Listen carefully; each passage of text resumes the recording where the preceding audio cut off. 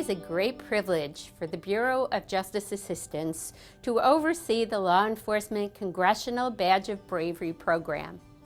Every day, federal, state, local, and tribal law enforcement officers engage in exceptional acts of bravery in the line of duty.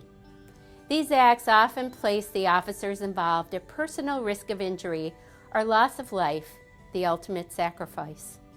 In 2008, Congress created the Congressional Badge of Bravery Act to honor law enforcement officers for these extraordinary acts of heroism and bravery.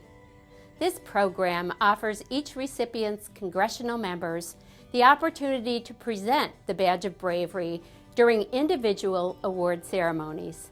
The Bureau of Justice Assistance welcomes and encourages nominations from law enforcement organizations for those within their ranks who have been injured or lost their lives while displaying acts of bravery in the line of duty, or who perform such acts at great personal risk of physical injury or death.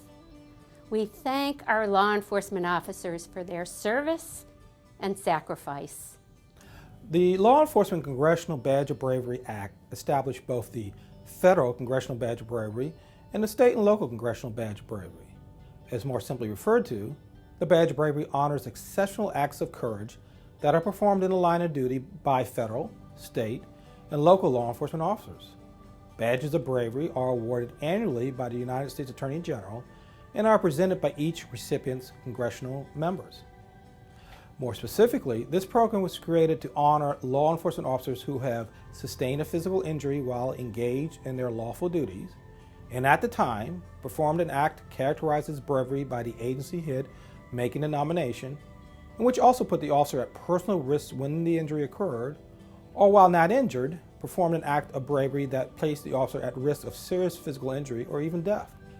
Eligibility is limited to federal, state, and local law enforcement officers, and it should be noted that law enforcement officers from tribal organizations fall under the state and local category for this program.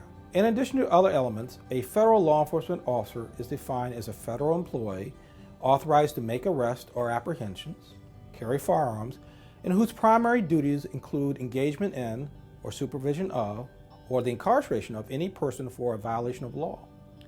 State and local law enforcement officers are similarly defined, and complete descriptions of the requirements for both categories of law enforcement officers may be viewed on the Badge of Bravery website. The eligibility period for each Badge of Bravery class runs from each January the 1st through the following December 31st. The annual application submission period will typically open each December 15th, unless that date occurs on a weekend. When that happens, it will open 1 or 2 days early. The submission period is always required to close on the following February 15th. I must stress that once an application submission period closes, no additional applications are accepted, and there are no exceptions to the application timeframes or deadlines. Under the Badge of Bravery, there is both a federal and a state and local review board. These boards operate independently of each other to separately consider applications under their award categories, and they are allowed to recommend once each year a very limited number of nominees that are presented to the Attorney General for approval. A common occurrence is that agencies will want to nominate multiple officers for an incident, or for separate incidents, or to nominate a single officer for more than one incident. This program requires that a separate online application be submitted for each law enforcement officer who is being nominated, and each application can only serve to nominate that officer for a single incident. When multiple officers are being nominated for the same incident, their separate applications should note all the officers who were involved and should clearly relate the individual and collective actions of the officers. The clarity of the information that's provided within each application's summary of incident is instrumental to the board's deliberations and ultimate recommendations for nominees to receive the Badge of Bravery. The incident summary section can accommodate roughly 2 pages of information, and nominators can upload supplemental information to each application. So I would encourage the full use of this capability. Finally, there is no limit on the number of incidents that an officer or officers can be nominated for under an eligibility period. I strongly encourage law enforcement agencies to view the Badge of Bravery website for additional information on the program, to include reviewing the frequently asked questions page before submitting your applications. This website also provides information on previous recipients and ceremonies.